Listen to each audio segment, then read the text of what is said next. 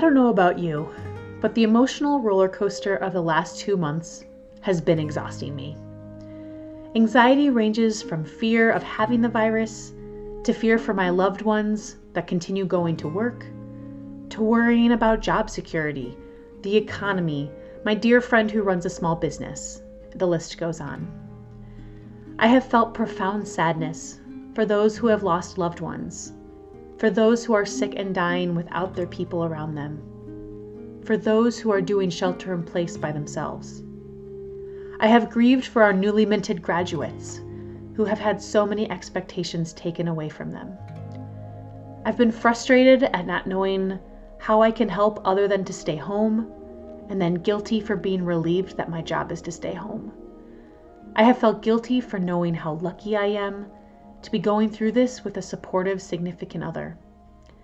I have felt guilty for the moments I'm caught up in a book or a conversation that help me forget our current reality. So many hard emotions. But I've laughed. I've laughed so hard that I cried. I've been grateful and content and found moments of peace. Yet I'm constantly questioning if on one hand I'm overreacting, on the other if I'm being naive. It's like all emotions have been exacerbated, and I'm never sure which one is going to be most prominent. One way I've coped is by listening to a podcast about Mr. Rogers called Finding Fred. While he was full of wisdom, 2 things stand out to me. The first is how he would tell people, children, I like you just the way you are. You have made my day special just by being in it. People didn't need to be doing something amazing, to behave composed or cheerfully. We have inherent worth simply because we exist, which extends to any of the emotions we encounter. Mr. Rogers would say that our emotions are part of us, and they are loved along with everything else. In the Christian tradition, we believe that every person is unconditionally loved simply because God made them. We also believe that Jesus was fully human, and that one of the reasons for this was so that he could fully understand the totality of the human emotional experience. He was angry and sad and frustrated and joyful and so forth. I find it freeing to know that God understands the emotions I have, and also that God's love is unconditional and all-encompassing. I am not loved in spite of my emotions, but because of them. Could this insight help me be a bit more gentle toward myself?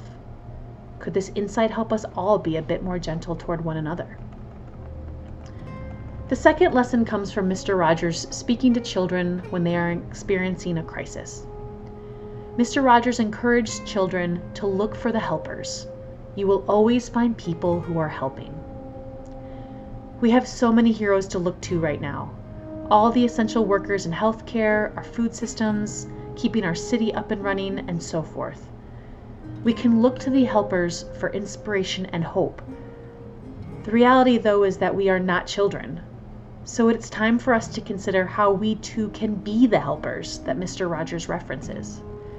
For many, this means staying home and minimizing your contact with others.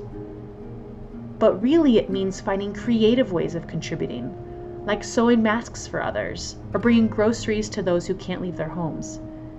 It means helping others laugh, or be present to their emotions that are uncomfortable or scary, and being willing to share our own emotional journey. It means normalizing that any emotional response to our current circumstances is acceptable and can still be loved. We can channel the compassion of Mr. Rogers by being authentic to our experiences and by offering them as gifts to others.